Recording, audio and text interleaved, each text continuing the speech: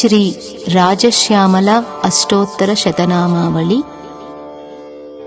ऐं ह्रीं श्रीं श्रीमातङ्ग्यै नमः। ऐं ह्रीं श्रीं विजयायै नमः। ऐं ह्रीं श्रीं श्यामायै नमः। ऐं ह्रीं श्रीं सचिवेश्यै नमः। ऐं ह्रीं श्रीं सुखप्रियायै नमः। ऐं ह्रीं श्रीं नीपप्रियायै नमः। ऐं ह्रीं श्रीं कदम्बेस्यै नमः। ऐं ह्रीं श्रीं मदघूर्णितलोचनायै नमः। ऐं ह्रीं श्रीं भक्तानुरक्तायै नमः। ऐं ह्रीं श्रीं मन्त्रेस्यै नमः। ऐं ह्रीं श्रीं पुष्पिन्यै नमः। ऐं ह्रीं श्रीं मन्त्रिण्यै नमः। ऐं ह्रीं श्रीं शिवायै नमः। ऐं ह्रीं श्रीं कलावत्यै नमः। ऐं ह्रीं श्रीं रक्तवस्त्रायै नमः। ऐं ह्रीं श्रीं अभिरामायै नमः। ऐं ह्रीं श्रीं सुमध्यमायै नमः। ऐं ह्रीं श्रीं त्रिकोणमध्यनिलयायै नमः।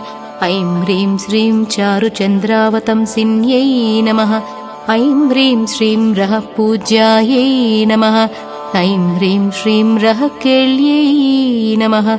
ऐं ह्रीं श्रीं योनिरूपायै नमः। ऐं ह्रीं श्रीं महेश्वर्यै नमः। ऐं ह्रीं श्रीं भगप्रियायै नमः। ऐं ह्रीं श्रीं भगाराध्यायै नमः। ऐं ह्रीं श्रीं सुभगायै नमः। ऐं ह्रीं श्रीं भगमालिन्यै नमः। ऐं ह्रीं श्रीं रतिप्रियायै नमः। ऐं ह्रीं श्रीं चतुर्बाहवे नमः। ऐं ह्रीं श्रीं सुवेण्यै नमः।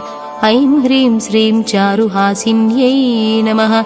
ऐं ह्रीं श्रीं मधुप्रियायै नमः। ऐं ह्रीं श्रीं श्रीजनन्यै नमः। ऐं ह्रीं श्रीं सर्वाण्यै नमः। ऐं ह्रीं श्रीं शिवात्मिकायै नमः।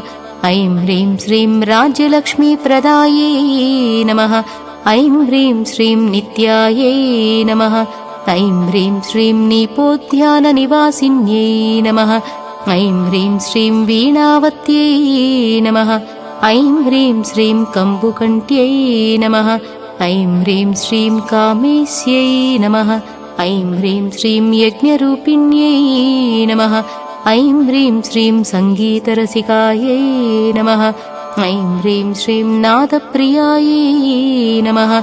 ऐं ह्रीं श्रीं नीलोत्पलद्युत्यै नमः। ऐं ह्रीं श्रीं मतङ्गतनयायै नमः।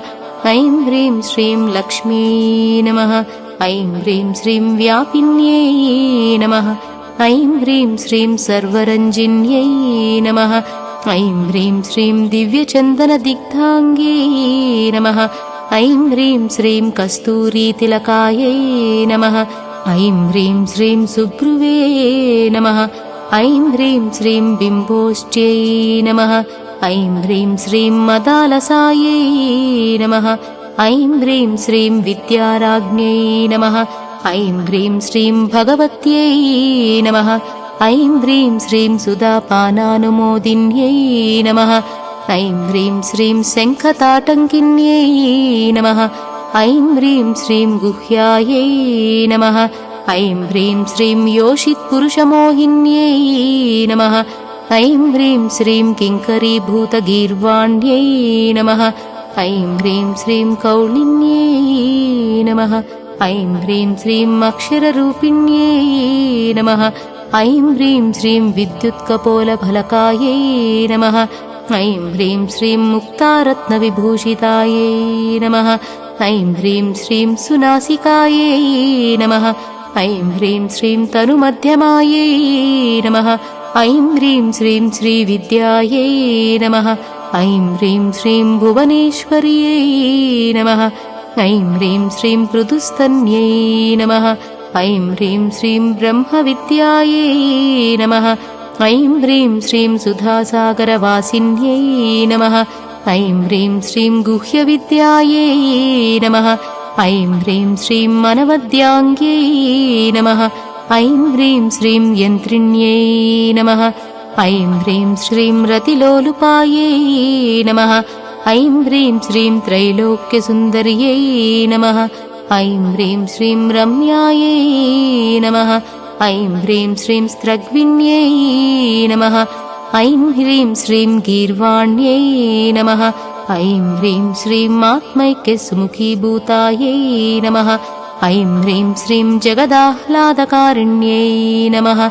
ऐं ह्रीं श्रीं कल्पातीतायै नमः। ऐं ह्रीं श्रीं कुण्डलिन्यै नमः। ऐं ह्रीं श्रीं कलाधरायै नमः।